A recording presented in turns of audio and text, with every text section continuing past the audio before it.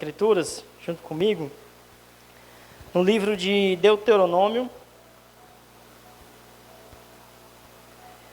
no capítulo 20. Eu vou ler com vocês, irmãos, do verso 1 ao verso 8. Queria que vocês acompanhassem comigo essa leitura.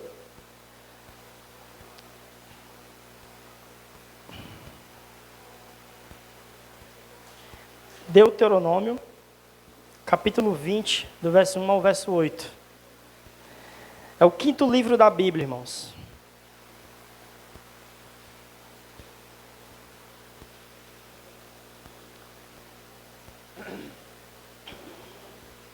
Deixa eu matar. Dá um pouquinho d'água, pode ser? Amém, meus irmãos? Tem que ter gente aí ainda abrindo aí. Rapaz, tem uns crentes aqui que é invocado, viu? Usando a Bíblia mesmo papel, não é no celular, não. Capítulo 20, do verso 1 ao verso 8. Amém? Vou passar a ler, irmãos. Obrigado, Gilmar. Quando vocês forem à guerra contra os seus inimigos e virem cavalos e carros e um exército maior do que o seu, não tenham medo, pois o Senhor, o seu Deus, que o tirou do Egito, estará com vocês.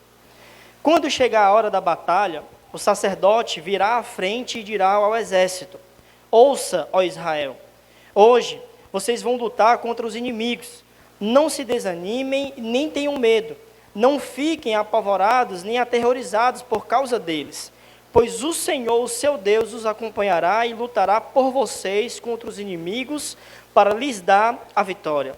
Os oficiais dirão ao exército: há alguém que construiu uma casa e ainda não dedicou? Volte ele para a sua casa, para que não morra na guerra e o outro a dedique. Há alguém que plantou uma vinha e ainda não desfrutou dela? Volte ele para a sua casa, para que não morra na guerra e o outro desfrute da vinha. Há alguém comprometido para casar-se que ainda não recebeu sua mulher? Volte ele para a sua casa, para que não morra na guerra e o outro case-se com ela. Por fim, os oficiais acrescentarão: alguém está com medo e não tem coragem? Volte ele para a sua casa, para que os seus irmãos israelitas também não fiquem desanimados. Só até aqui, irmãos. Você possa curvar sua cabeça para a gente ter um tempinho de oração aqui, rapidamente. Paizinho, nesse momento a gente vai refletir e vamos meditar na Tua palavra, Senhor.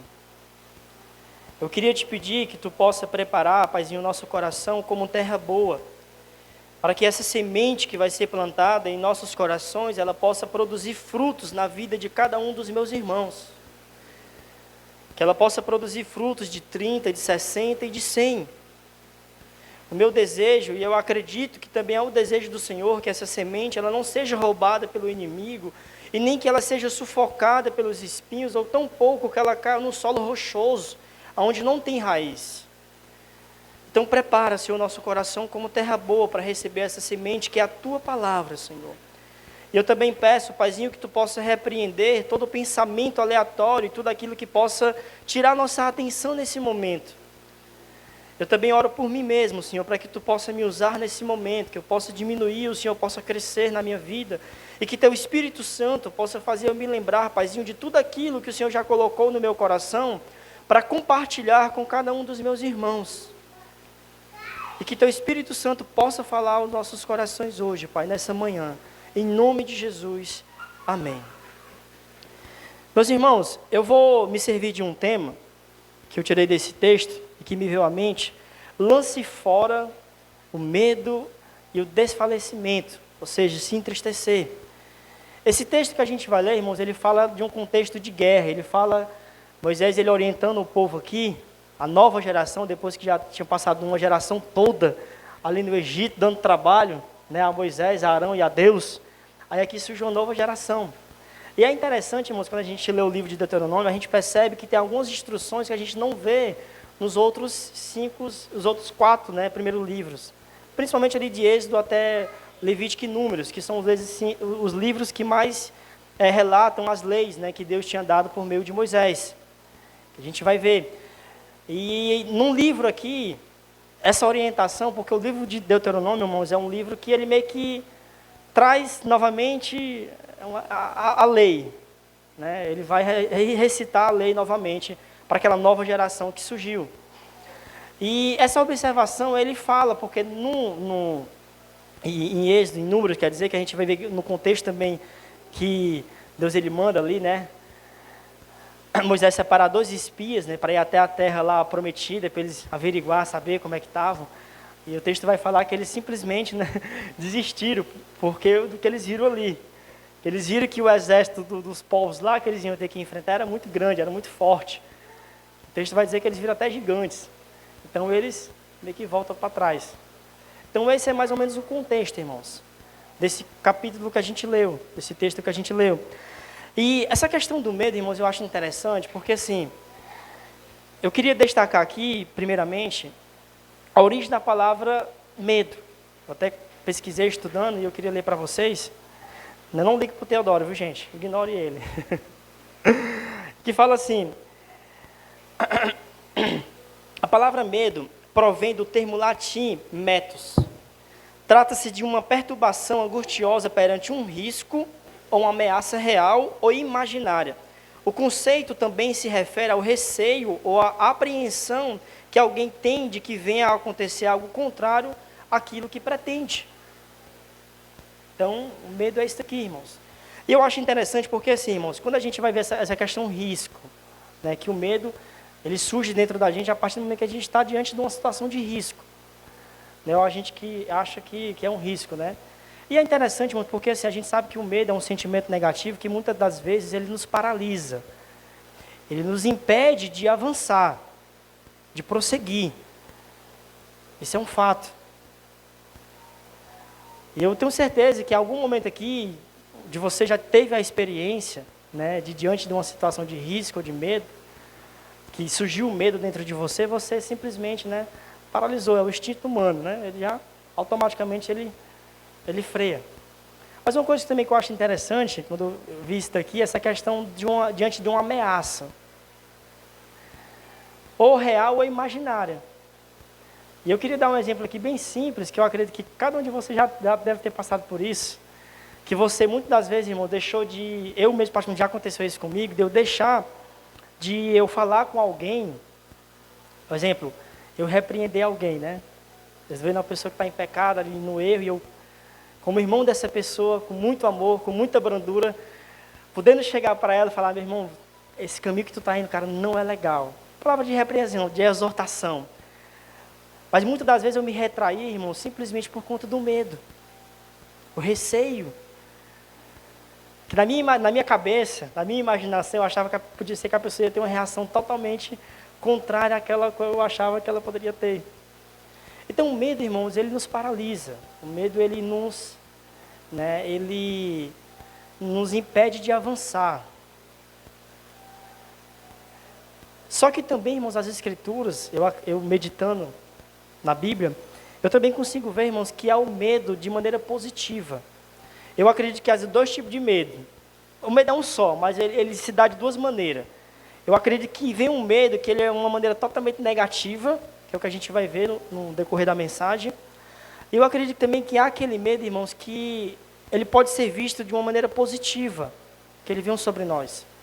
E eu queria ler alguns textos com vocês, só para poder fortalecer mais ainda essa ideia, dessa questão do medo positivo, de uma maneira positiva. Eu queria ler com vocês Provérbios, capítulo 14, o verso 16, ele fala assim: o homem sábio teme e aparta-se do mal, mas o tolo se enfurece e é confiante. Provérbios, capítulo 16, o verso 6, ele fala assim: com amor e fidelidade se faz expiação pelo pecado. Com o temor do Senhor, o homem evita o mal. Provérbios, capítulo 8, verso 13, fala assim: temer ao Senhor é odiar o mal. Ele continua: odeia o orgulho e a arrogância, e o mau comportamento e o falar perverso. Então, irmãos, as Escrituras eram muito claras. Salomão, ele fala que o temor ao Senhor ajuda o homem a evitar o mal. E a gente sabe, irmãos, que muitas das vezes, eu meio particularmente, uma das coisas que me ajudou na minha recuperação de eu me permanecer firme, primeiramente foi o Senhor. E segundo, irmãos, foi o medo, o temor que eu tinha de voltar para a vida onde eu estava. Então, esse temor, irmãos, que foi criado dentro de mim, dentro do meu coração, ele me ajudava a evitar lugares de risco, onde podia me levar a ter novamente uma recaída, um retrocesso. Então, o medo, irmãos, o temor ao Senhor, ele sempre vai ser de uma maneira positiva. Porque ele vai ajudar, irmãos, a frear a gente, frear os nossos impulsos, o desejo da nossa carne, vai nos fazer a gente fazer a obra do Senhor de maneira mais diligente, mais responsável. E o próprio Salomão, irmãos, ele fala que o temor do Senhor é o princípio da sabedoria. Eu não sei se vocês já pararam para meditar, porque Salomão falou isso, mas eu já. E eu cheguei à conclusão, irmãos, que Salomão ele falou que o temor ao Senhor é o princípio da sabedoria, porque foi exatamente esse temor que ele tinha de não cuidar do povo relaxadamente, que fez ele pedir não, né? Quando Deus falou para ele, Salomão, tu pede o que tu queres. E ele falou assim, Senhor, me dá sabedoria para me cuidar do teu povo. Para mim não ser um rei injusto. Porque Salomão, irmãos, ele não queria ser um rei de qualquer jeito, ele não queria fazer o seu reinado de qualquer jeito. Ele queria governar com a orientação divina. E Salomão, ele foi motivado, irmãos, a pedir sabedoria, porque ele tinha uma preocupação. Ele tinha um receio. Qual era o receio dele? Não governar de qualquer jeito. Porque ele sabia que se ele governasse de qualquer jeito, Deus não ia se agradar dele. Assim como Deus não se agradou de Saul. Então, o temor ao Senhor, irmãos, esse medo que a gente pode sentir de maneira positiva, não medo de se apavorar, mas esse medo de receio, de esse respeito pelo nosso Deus, ele nos ajuda a evitar o mal, irmãos. Então, esse tipo de temor você pode ver como de maneira positiva. Mas aquele medo, irmãos, que vem sobre nós, que nos impede de avançar, de prosseguir, aí a gente tem que ficar atento. Voltando para esse texto, irmãos, o texto que a gente leu, né, de Deuteronômio. Eu sei, irmãos, que nenhum de nós está diante de um contexto de guerra, né, que vai enfrentar uma batalha. Eu sei que, né, a gente não está vivenciando a guerra da Ucrânia entre a Rússia, né, ninguém está nesse contexto.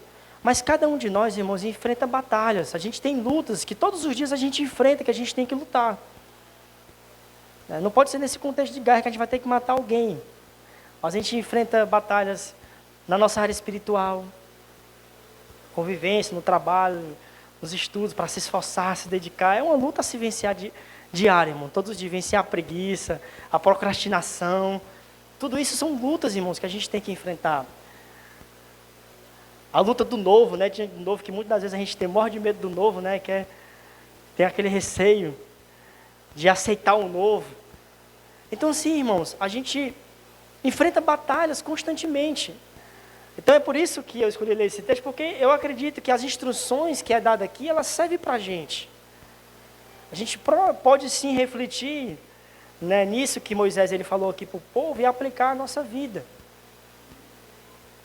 E hoje, irmãos, eu queria que a gente visse alguns pontos aqui desse texto, né, porque é importante que a gente lance fora todo o medo, né, que a gente saiba analisar os nossos medos, né, os nossos receios. E a primeira coisa que eu poderia citar aqui, irmãos, diante disso, em relação ao medo, assim de maneira muito clara, né, irmãos, a gente sabe que o medo, assim, nesse aspecto negativo, que nos paralisa, que nos impede de avançar, seja em relação ao reino de Deus, à obra do Senhor, seja em relação às nossas coisas pessoais, né? Ele é uma representação, irmão, diante de Deus, de uma falta de fé. Quando a gente se demonstra melindroso, medroso diante das batalhas que a gente tem que enfrentar, a gente está demonstrando ao nosso Deus, ao nosso Senhor, que a gente não tem fé, irmãos. Que é uma falta de fé. E a gente consegue ver isso nas Escrituras, no livro de Números, que foi até um texto que eu citei aqui para vocês no começo, que quando Deus ele manda separar 12 espias para poder espiar aquela terra, para eles poderem, depois desse espiamento, né, deles espiar, eles iam ter a tarefa de ir batalhar contra aquele povo, né, e eles ficam todos apavorados, que a gente vai ver mais pela frente. Aí olha o que é que Deus, irmãos, fala para Moisés. Números capítulo 14, verso 11.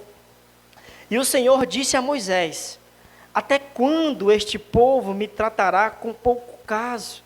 Até quando se recusará a crer em mim, apesar de todos os sinais que realizei entre eles? Então Deus indaga a Moisés e pergunta: Moisés, até quando, Moisés, esse povo não vai acreditar em mim? Eu tirei esse povo com grande poder do Egito, abri um mar, fiz cair sobre o Egito grandes pragas, maneiras miraculosas, e esse povo ainda assim, tudo melindroso, sem fé, não acredita que eu vou livrar eles. Sendo que eles não tiveram trabalho nenhum no Egito, né, irmãos? Eles não fizeram nada. Deus fez tudo, irmãos. Fez tudo. Tudo Deus fez. Eles não fizeram nada. Não precisaram batalhar com ninguém. E Deus tirou eles da escravidão. Então Deus indaga o povo ali: até quando? Isso é uma pergunta que a gente pode se fazer. Se a gente tem andado melindroso, irmãos, com algumas coisas na nossa vida, a gente tem que fazer essa pergunta. Acho que a gente não, Deus ele nos faz essa pergunta hoje. Até quando? A gente vai se esquecer das maravilhas que o Senhor já fez, daquilo que as Escrituras, irmão, dão um testemunho do nosso Deus para a gente, diante das lutas que a gente enfrenta. Isso é muito importante a gente refletir e fazer essa pergunta para a gente, porque Deus ele faz para a gente, irmãos, até quando a gente vai deixar de crer? Porque sim, irmãos, eu não estou dizendo aqui que a gente não possa ter picos, de alguns momentos a gente ficar triste, ser tomado por um sentimento de tristeza. Agora, o que eu acho difícil é um cristão crente em Jesus, sabendo de quem é o seu Deus, se entregar à tristeza, irmãos. Se entregar. Porque a gente vai ver que em alguns momentos, os homens de Deus que sentiram esses momentos de tristeza, que tiveram medo, não foram uma coisa recorrente. Não era uma entrega. Até mesmo porque às vezes as Escrituras falam, né, irmão, o salmista, o choro, ele pode durar uma noite, mas a alegria, ela vem pelo amanhã. Então a gente precisa entender isso, irmãos. Voltando para o texto, eu vou começar, irmãos, meio que a gente de trás para frente, tá bom? A primeira coisa que eu poderia citar aqui é no verso 8, que é uma instrução que Moisés ele dá para o povo, que a gente vê nas Escrituras que é muito forte isso. E o que é que o verso 8 ele fala? Por fim, os oficiais acrescentarão: alguém está com medo e não tem coragem? Volte ele para a sua casa, para que os seus irmãos israelitas também não fiquem desanimados. Então, a primeira coisa que Moisés ele fala aqui, para o povo fazer, para evitar o medo, né, é tirar do meio do povo os medrosos. Né? É aqueles, chama pessimista, né, irmãos? Que sempre pensa de maneira negativa. Parece até eu tenho essa dificuldade, irmãos. Tenho trabalhado constantemente isso no meu coração. Mas é uma luta que eu tenho diária, de ser mais otimista, de acreditar que as coisas vão dar certo. Né? De que, enfim. Mas se Moisés ele fala, ó, se tem alguém aqui que está triste, está com medo, está desanimado, tire do meio, para não contagiar o restante do povo.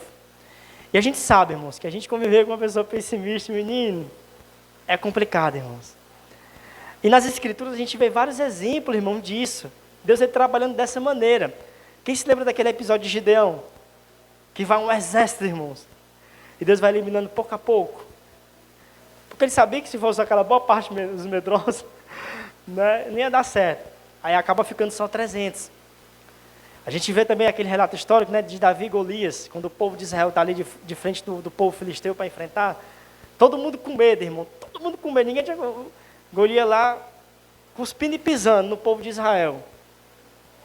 Tem homem aqui não, para me enfrentar não. Todo mundo paralisado, irmão, diante daquilo. Todo mundo com medo.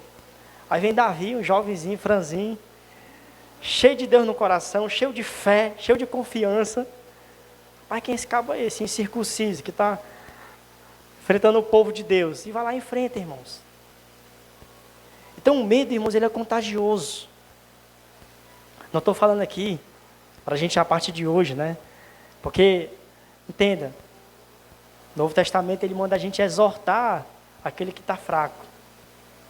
E esse termo fraco a gente pode colocar também no meio ali as pessoas que são melindrosas, né, que são medrosas. Então, nosso papel como cristão é lá tentar animar a pessoa. Mas se a pessoa não quer, aí a gente tem que deixar um pouquinho de lado, porque senão nós vamos ser afetados também. Não assim de abandonar, irmão, não estou dizendo isso, que a gente nunca deve abandonar os nossos irmãos. Mas em missões de batalha, onde a gente tem que enfrentar, é importante que a gente, né, esteja com pessoas otimistas, irmãos. Otimistas, que têm fé, que acreditam, que entendem que Deus fala para a gente constantemente, não temas, porque eu sou contigo.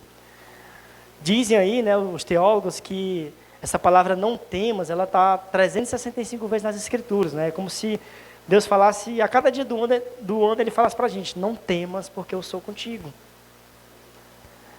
Então, constantemente, irmãos, Deus ele fala, não temas, porque Ele é com a gente.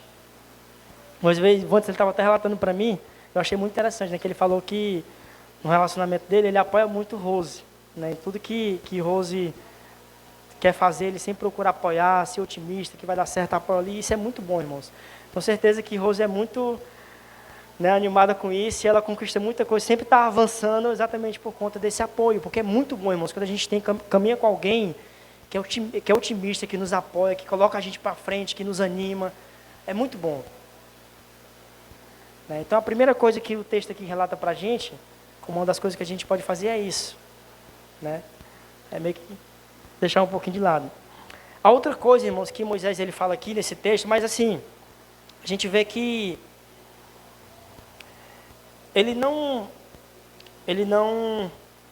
fala em si do medo em si, mas ele fala de algo que muitas das vezes, dependendo do seu contexto, de qual é a sua batalha, ele pode, né, atrapalhar um pouco de você avançar, como assim, de maneira bem secular, se nosso contexto secular.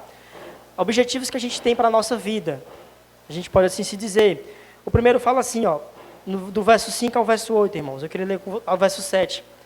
Moisés ele fala assim, ó, os oficiais dirão ao exército, alguém que construiu uma casa e ainda não a dedicou, volte ele para a sua casa, para que não morra na guerra, e o outro a dedique. Alguém que plantou uma vinha e ainda não desfrutou dela, volte ele para a sua casa, para que não morra na guerra, e o outro desfrute da vinha. E alguém comprometido para casar-se, que ainda não recebeu sua mulher, volte ele para a sua casa, para que não morra na guerra, e o outro case-se com ela. Então, diante desse contexto aqui de guerra, a outra orientação que Moisés ele fala, ó, se alguém aqui que ainda está para casar, que ainda não conseguiu construir sua casa, né? Então, não vá não. Porque além de outra pessoa vir no lugar dele, isso também é atrapalhar daquele contexto deles. E como a gente pode aplicar isso aqui à nossa vida, irmãos?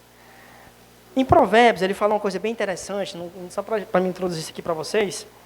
No capítulo 24, verso 27, ele fala assim, isso aqui é muito para os solteiros, viu, irmãos?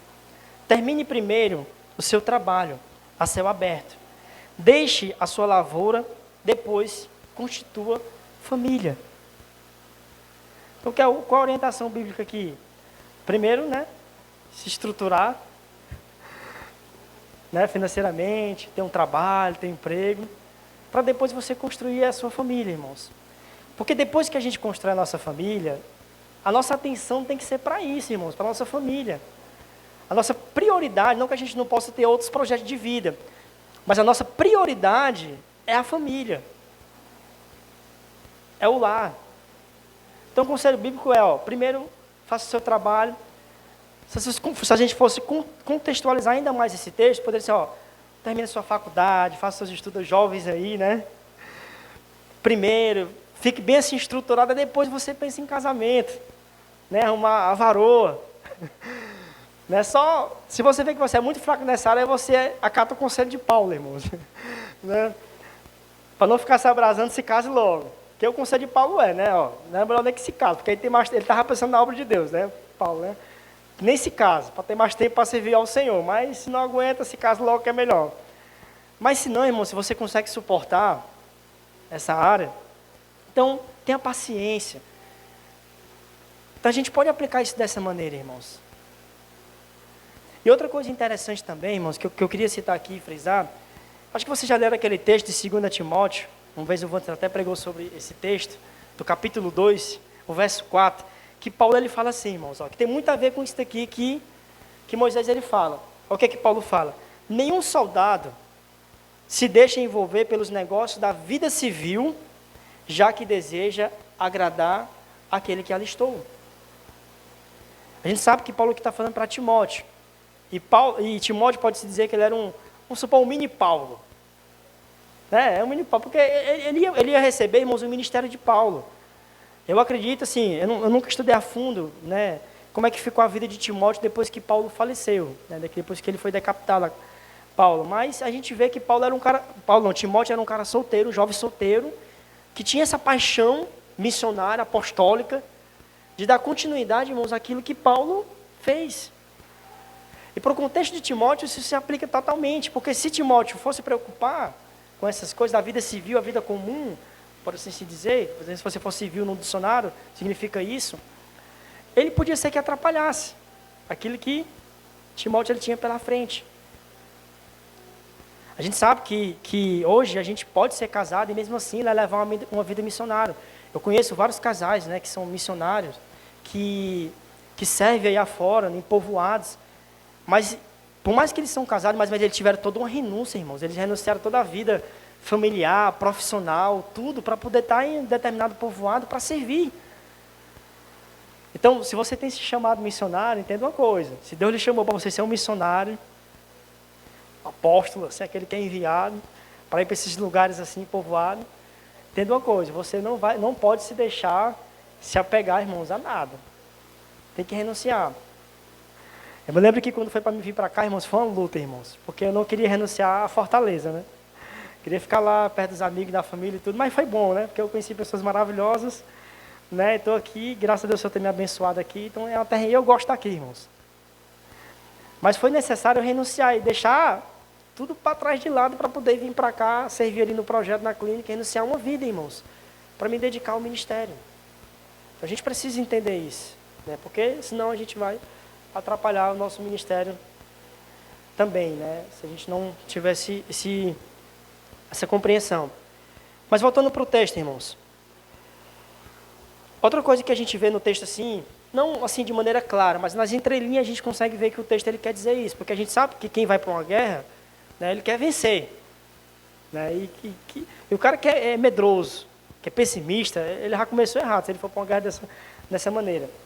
E uma das coisas que o texto fala, é interessante que ele fala assim, ó, o verso 3. Ouça, ó Israel, hoje vocês vão lutar contra os inimigos. Não se desanime, nem tenham medo. E não fiquem apavorados, nem aterrorizados por causa deles. O verso 4. Pois o Senhor, seu Deus, os acompanhará e lutar por vocês contra os inimigos para lhe dar vitória. Então o texto fala, ó, não tenham medo. E o texto ele fala, irmãos, exatamente, Moisés, ele frisa essa palavra assim, eu acho que, deixa eu ver aqui, umas 2 ou 3 vezes, exatamente para o povo não se paralisar, irmãos, porque Moisés ele já tinha visto, no episódio anterior, em Números, que o povo, por medo, ficaram murmurando contra Deus, simplesmente porque eles viram ali o gigante, né, o povo maior do que eles, e não conseguiram avançar. Não conseguiram confiar naquilo que Deus tinha falado para eles, que Deus ia dar, que Deus ia lutar por eles, que eles não se preocupassem. Mas o medo, irmãos, paralisou ele. E o medo, irmãos, ele nos paralisa. E o medo é tão assim de um jeito, que muitas das vezes ele faz até a gente esquecer, irmãos, daquilo que a gente sabe sobre Deus. De quanto o nosso Deus ele é poderoso. Quando a gente é tomado por esse sentimento, né, ele tem esse poder de fazer isso com a gente. Então, Moisés ele frisa aqui para o povo, ó, não tenham medo, não se aterrorize, não fiquem angustiados, porque o Senhor vai dar vitória a vocês. Então isso é uma das coisas, irmãos, que Deus ele pede para a gente, né, ter em mente. Não tem medo, irmãos. Avançar, sem medo. O outro ponto que eu queria frisar aqui, diante disso, eu até citei para vocês, né, a questão de Davi e de Golias, Mas eu acredito, irmãos, que há duas atitudes que a gente pode ter diante do medo. Porque assim, irmãos, o medo, ele é um sentimento que ele é inevitável. Em algum momento a gente sempre vai sentir. Agora eu acredito que o que vai fazer a diferença é a nossa postura diante do medo.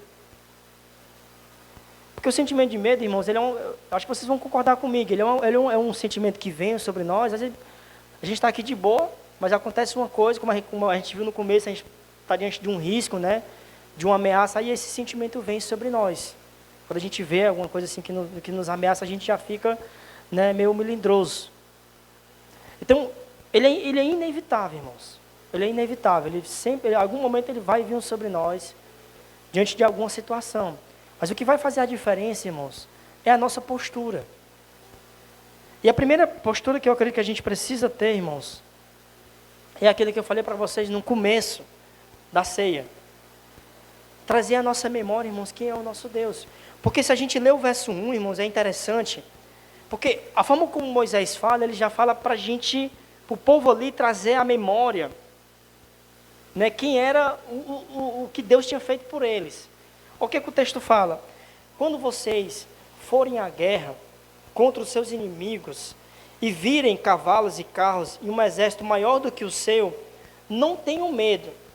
Aí ele frisa aqui no final: pois o Senhor, o seu Deus, que os tirou do Egito, estará com vocês.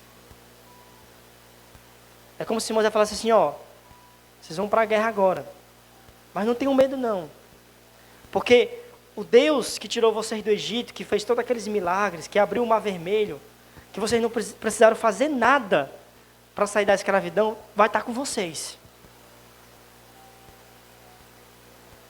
Então, quando a gente tem essa mentalidade, irmãos, quando a gente traz a memória, quem é o nosso Deus diante dessas situações, onde a gente se sente ameaçado, com medo, com receio, isso nos encoraja, irmãos. Isso nos enche o nosso coração de coragem. E a prova disso, irmãos, é o próprio texto que eu relatei para vocês de Davi e Golias. É interessante que quando Davi ele chega para conversar com Saul, e Saul, cheio de medo, não menino, Golias é guerreiro desde moço, desde menino, que esse homem está lutando em guerras. Tu nunca lutou não. Tu não é páreo para esse cara não, fica aí no teu canto que é melhor. Aí Davi, ei, não, eu matei um leão e matei um urso. Assim como Deus me ajudou a matar o leão e o urso, Deus também vai me ajudar a derrotar esse circunciso. Esse gigante aí que enfrenta o povo de Deus. Olha a mentalidade de Davi, irmãos, ele trouxe a memória, ele falou, ó, assim como Deus me ajudou, com certeza ele vai me ajudar também. E eu acredito, irmãos, que essa atitude de Davi encheu o coração dele de coragem. Porque ele sabia que Deus tinha ajudado ele já ali, quando ele estava cuidando das ovelhas. Então Deus ia ajudar ele também naquela situação. Saul podendo também se lembrar, né, irmãos? Porque Deus também tinha ajudado Saul a vencer várias batalhas. Só que Saul, ele se entregou ao medo. Ao ponto de paralisar ele, ao ponto de ele simplesmente se esquecer de todas as batalhas que ele já tinha vencido, que Deus tinha dado a ele. Então é muito importante, irmãos, que em situações assim, onde o medo vier, onde a angústia vier, a gente se lembre, irmão, de quem é o nosso Deus.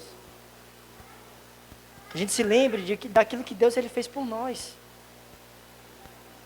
E a segunda coisa que eu poderia citar aqui, que a gente pode ter diante do medo, da angústia, do receio,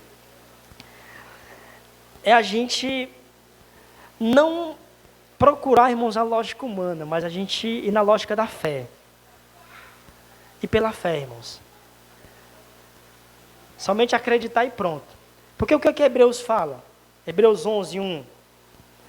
Ora, a fé é a certeza daquilo que esperamos e a prova das coisas que não vemos. E o próprio Moisés, irmãos, falou isso para o povo aqui. Porque o que Moisés fala, irmãos? No mesmo verso 1, ó. Quando vocês forem à guerra contra os seus inimigos e virem cavalos e carros e um exército maior do que o seu, não tenham medo.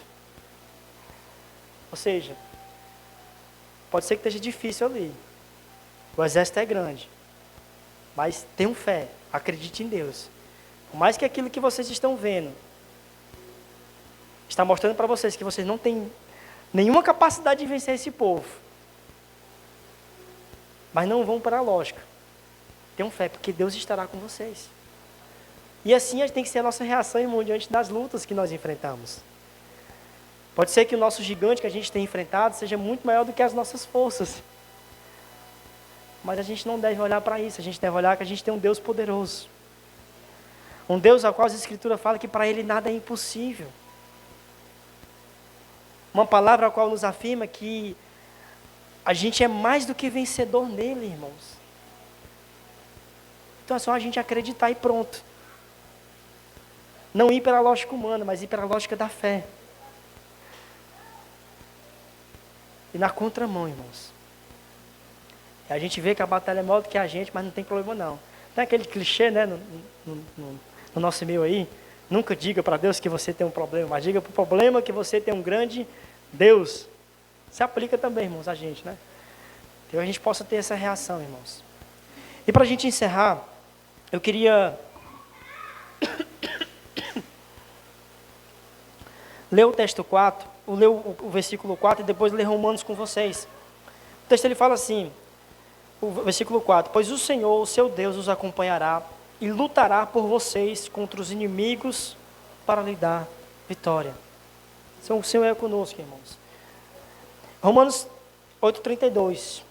Vou lá até o finalzinho, irmãos. Aquele que não poupou o seu próprio filho, mas o entregou por todos nós, como não nos dará juntamente com ele, e de graça todas as coisas? Quem fará alguma acusação contra os escolhidos de Deus? É Deus quem os justifica. Quem os condenará? Foi Cristo Jesus que morreu e mais que ressuscitou e está à direita de Deus e também intercede por nós. Quem nos separará do amor de Cristo? Será a tribulação, ou a angústia, ou perseguição, ou fome, ou nudez, ou perigo, ou espada? Como está escrito, por amor de ti, enfrentamos a morte todos os dias. Somos considerados como ovelhas destinadas ao matadouro, mas em todas essas coisas somos mais do que vencedores por meio daquele que nos amou. Pois estou convencido de que nem a morte, nem a vida, nem os anjos, nem demônios, nem o presente, nem o futuro, nem quaisquer poderes, nem altura, nem profundidade, nem qualquer outra coisa na criação será capaz de nos separar do amor de Deus que está em Cristo Jesus, nosso Senhor. Jesus Cristo. Então, em Cristo, irmãos, nós somos mais do que vencedores. A gente precisa acreditar nisso. Não há derrota em Cristo. E uma coisa que a gente precisa entender, que é muito importante eu destacar aqui, como eu já falei, a gente já viu aqui, irmãos. Por mais que a gente passe por dificuldade, por lutas, isso não quer dizer que a gente é um derrotado, não. Porque se a gente acreditar que a gente é um derrotado, porque a gente passa por luta e dificuldade, a gente está anulando o texto bíblico. Porque em tudo, irmão, em tudo, somos mais do que vencedores. E Paulo acreditava nisso. Olha que Paulo foi um cara que passou por todo tipo de luta. Passou fome, não teve nem o que comer, faltou a roupa. Mas ele se considerava mais do que vencedor. Porque a vitória dele estava em Cristo, naquilo que nos aguarda. Amém, igreja? Como se pode de pé, gente? Vamos orar para a gente encerrar esse momento?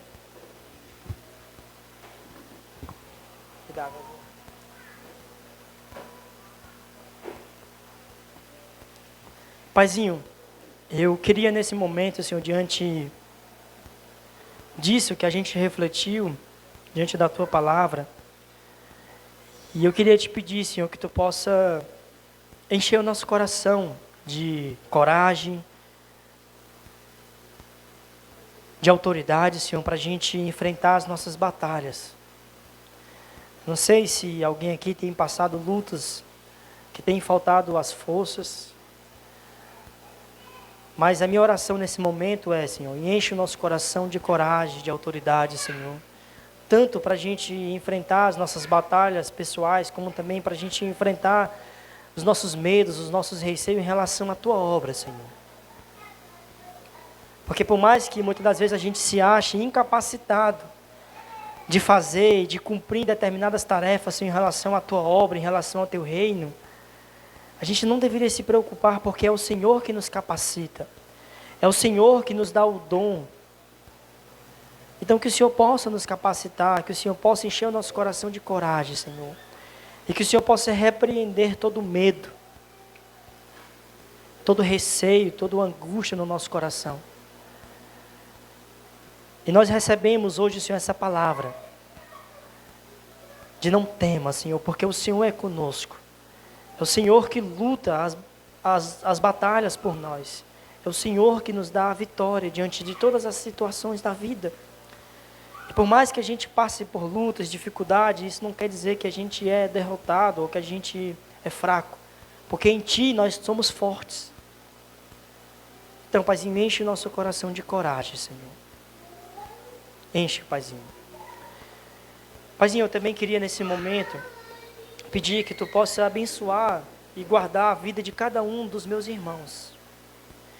Que Tu possa, Senhor, voltar e resplandecer o Seu rosto sobre nós e possa conceder graça, Senhor, misericórdia e compaixão sobre a vida de cada um dos meus irmãos. E volta o Teu rosto sobre a gente e nos concede a paz que excede todo o entendimento, Senhor. A Tua paz, que não é a paz como o mundo dá, Senhor. Então que Tu possa nos conceder isso. Nos dá um resto de domingo abençoado na Tua presença. E repreende todo o mal sobre as nossas vidas, Paizinho, em nome de Jesus. Amém. Amém, meus irmãos.